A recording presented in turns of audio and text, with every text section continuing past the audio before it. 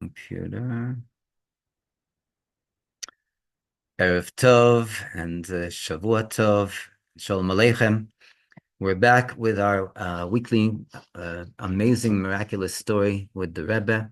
And one of the main things that we see that is happening now, after Simchat Torah, we have a steady flow of incredible miracle stories that that were happening during this last Simchat Torah, and we really deserve the miracle stories for this past Simchat Torah, as opposed to the previous Simchat Torah that everyone remembers. Unbelievable differences in the spirit, in the mood, even though, despite the fact that with all the miracles that we're witnessing, we still have, Rahman al Hashem should watch over us, we still have casualties, soldiers that are being taken away, that are being killed in war, many that have been injured.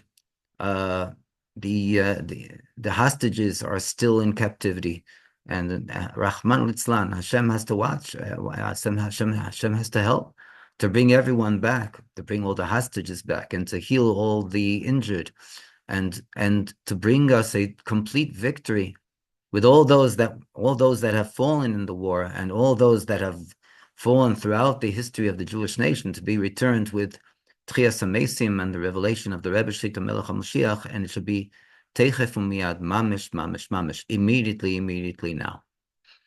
Our story this week, as we said, is a Simchat Torah story, and I heard it actually this Motzei Shabbos at a very big get-together for bringing in honor of all those that returned from the Rebbe from 770 this year, from the entire month of the holidays of Tishrei, Rosh Hashanah, Yom Kippur, Sukkot, Shmini Atzeres, Simchas Torah, Shabbos Bereshis. It was incredible. For bringing, there were rolling miracles that were rolling underneath the table. And people didn't even bother to bend down to pick them up, as the Hasidim would say in the times of the Rebbe Maharash and the Rebbe Tzemach Tzedek. But nevertheless, in order to just captivate at least one of the miracle stories,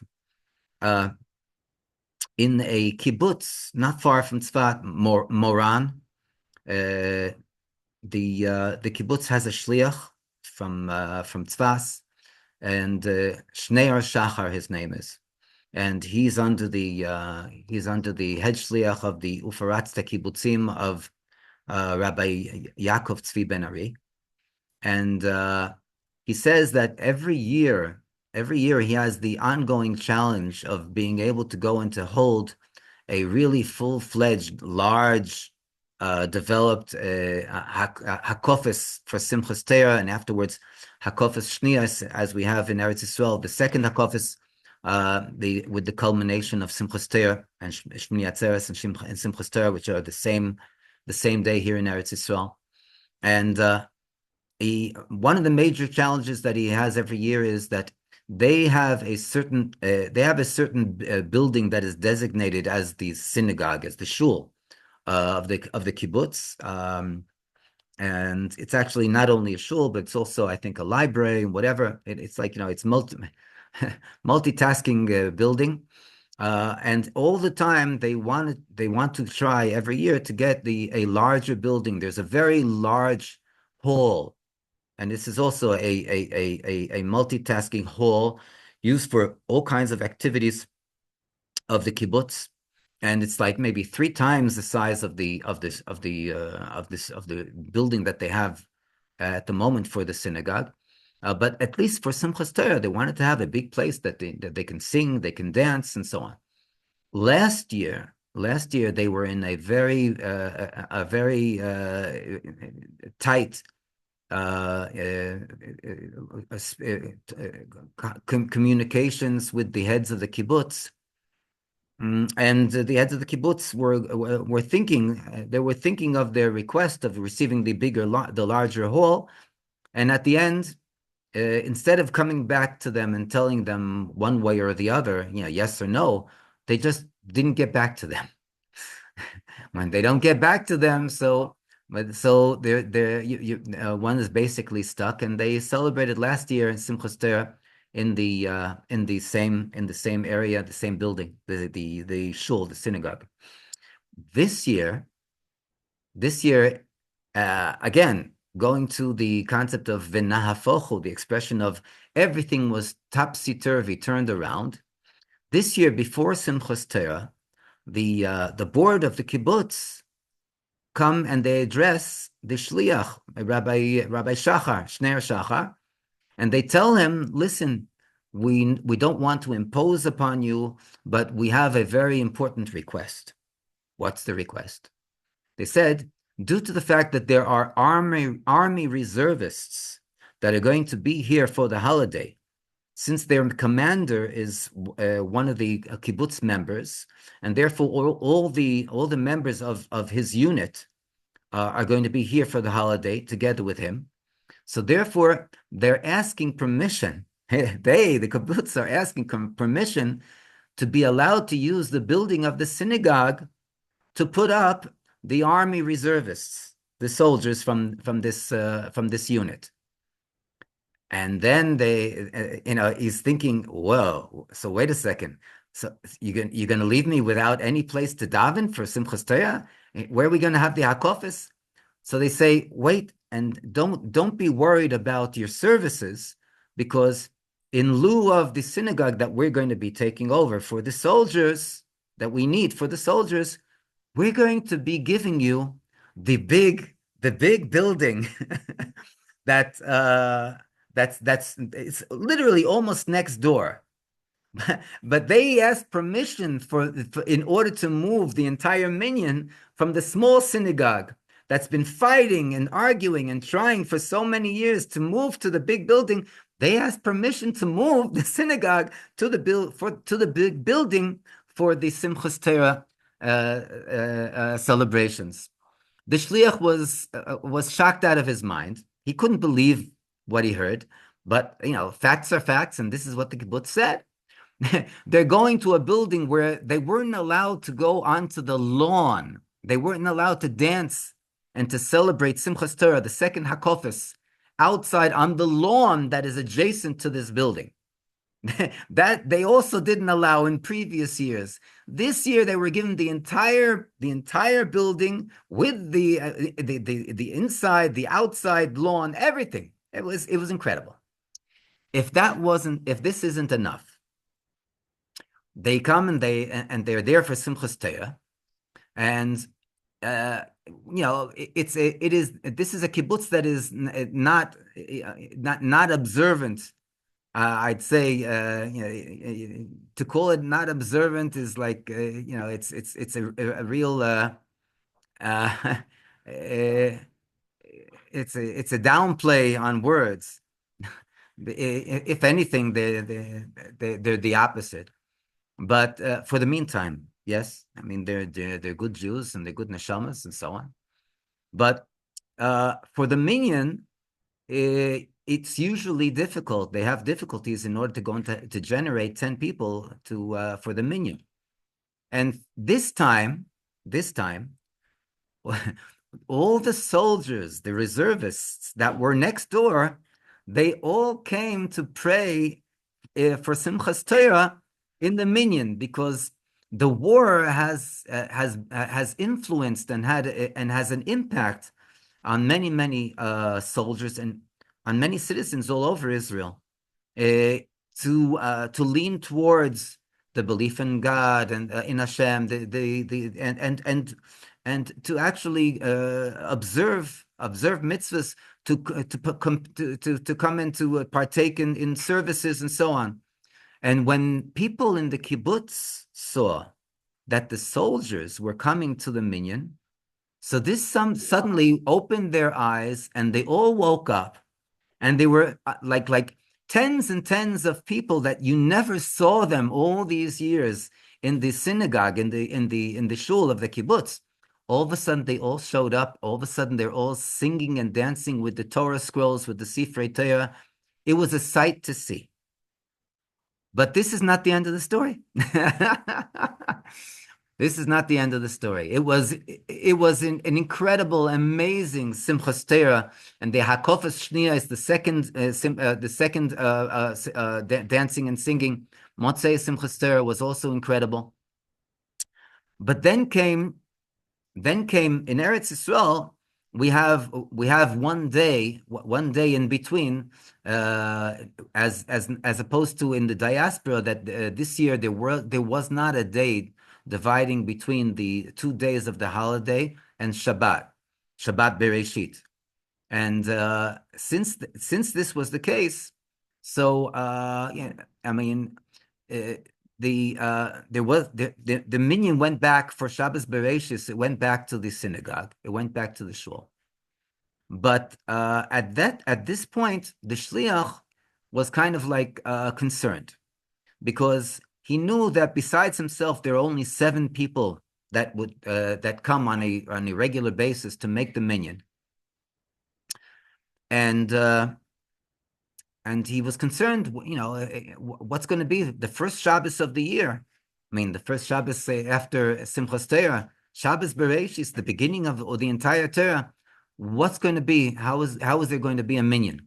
And he was not planned to be there for Shabbos Bereshis, and he just hoped for the best.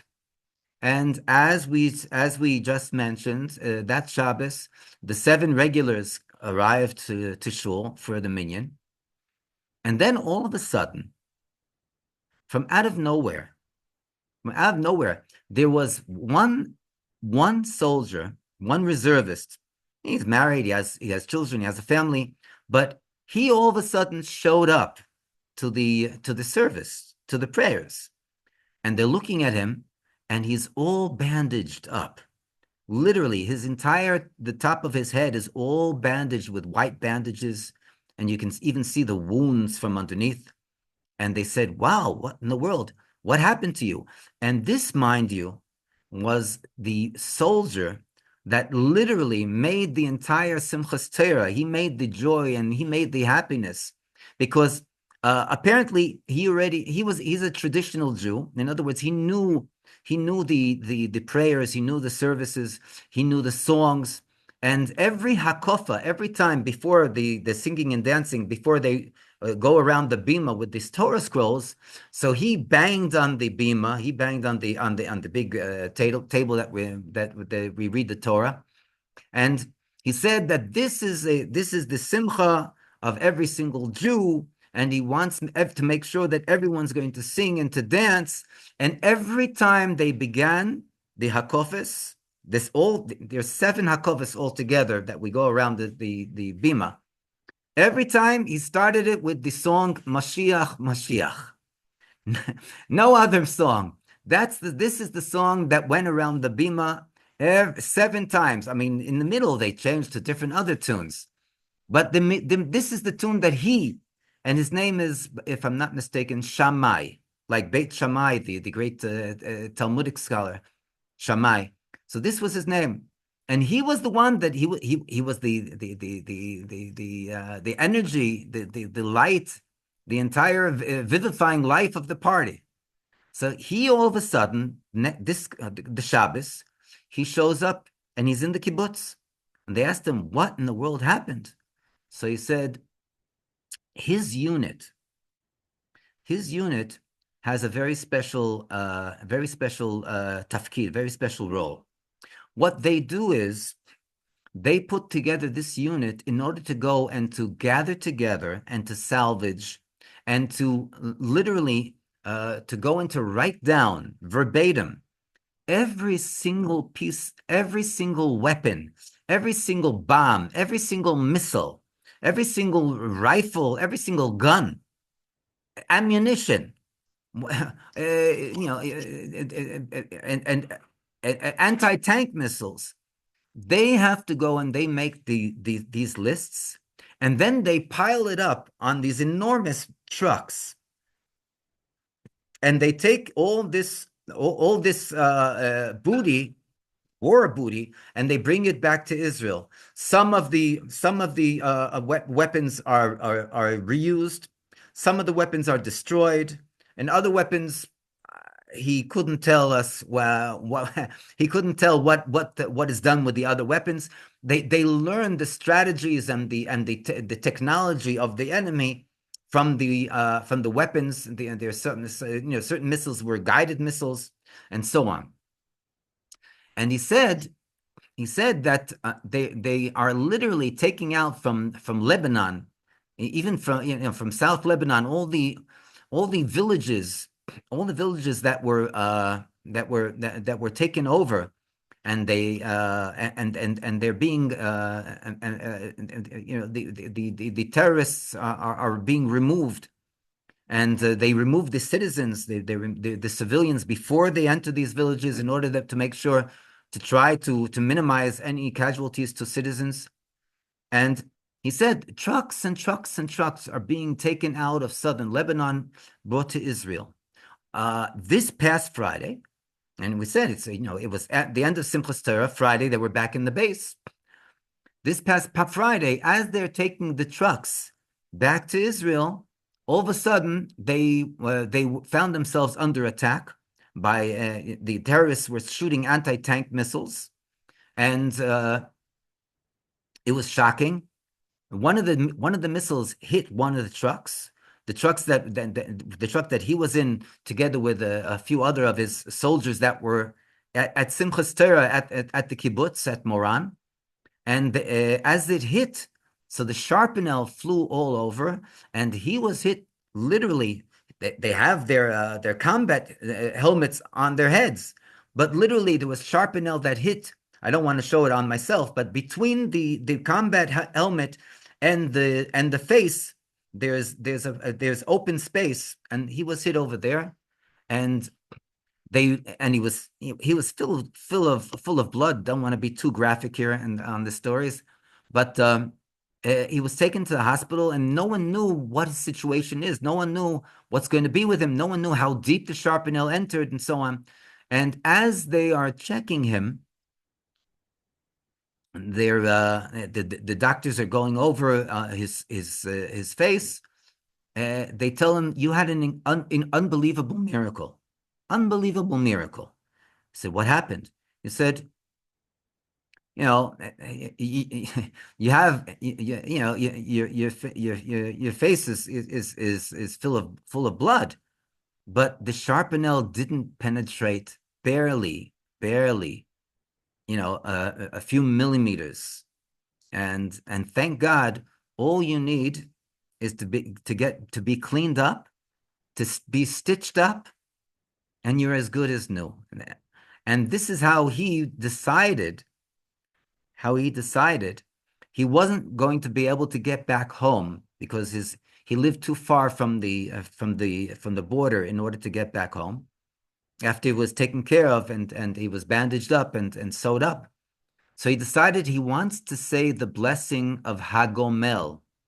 The blessing of Hagomel is the blessing that we say at the reading of the Torah, thanking Hashem for the miracles that He has performed for us, and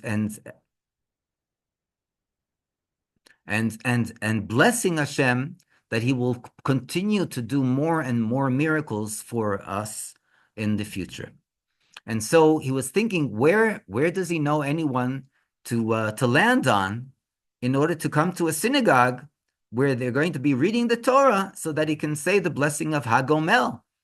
And he thought it was like very natural to him. Wait a second, I'm like a house guest in the kibbutz in Moran. My commander's from there. So he decided that he's going to be asked to be transported to the kibbutz. And his commander put him up in a guest house, and here he is for the service. Now, the people in the kibbutz saw the soldier. He saw this, and they heard the injured soldier's story, and they heard that he's there especially in order to say the blessing of Hagomel. And believe me, there were so many people that all of a sudden showed up for the minyan in honor of this soldier, so that he would be able to bless the blessing of Hagomel. This is how great the miracles are. Obviously, we could do without the injuries, we can do without all the casualties that happened in the past and that happened in Rahman al-Islam, and we shouldn't have any more of these casualties. But in comparison, and someone went, and when the story was told, someone went and said, "Wait a second, go back in time, go back in history to the Second Lebanon War." The Second Lebanon War was in 2006, Tafshin Samech Vav. At the end of the Second Lebanon War, after, for some uncanny, unexplainable reason, the Israeli government decided to pull out of Lebanon and to allow just UN, United Nations forces, to remain there to watch over the borders, and to make sure that the Hezbollah doesn't cross the Litani River, which was it was total garbage, total nonsense. They came all the way up to the borderlines, all the way up to the fences. This is where we had them, right? The eve of Simchat Torah last year. And this is where they have been shooting and shooting and shooting all year round. So they pulled out. When the Israeli government pulled out the army, they pulled out the army in the middle of the night. And it's so embarrassing. I'm ashamed to go into even mention the details of the story. They pulled out in the middle of the night. They barely got the soldiers out. People were going and attacking them, shooting at them. And they left behind tons of ammunition and all kinds of different weaponry and so on. And when we're thinking about how this is coming in contrast to what happens and what we just told here in our story, it's just incredible. Not only did we not pull out, not only did we not leave anything behind, but we have units that are gathering just the opposite, gathering all the ammunition, all the weapons, all the guns, all the missiles, everything. And we're loading it up on trucks like they did back in 2006 and bringing it to Eretz Yisrael. Obviously, this is not the miracle that we're waiting for. We thank Hashem for all the miracles. We praise Hashem for all the miracles that he's doing for us. And obviously, we don't take it for granted. But this is not the miracle that we're waiting for. It's obviously the great and grand miracle, the amazing miracle, the miracle that there are no greater miracles beyond this miracle. And this is the Geula Hashlema V'Amitis, the true and the complete redemption with the revelation of the Rebbe Shlita Melech Ha'Moshiach. And it should be Teichef Umiyad, Mamish, Mamish, Mamish, immediately now. Yechi Adonenu, Moreno V'Rabbeinu, Amelech HaMoshiach, Chai V'Kayom Le'olam Voed. Amen.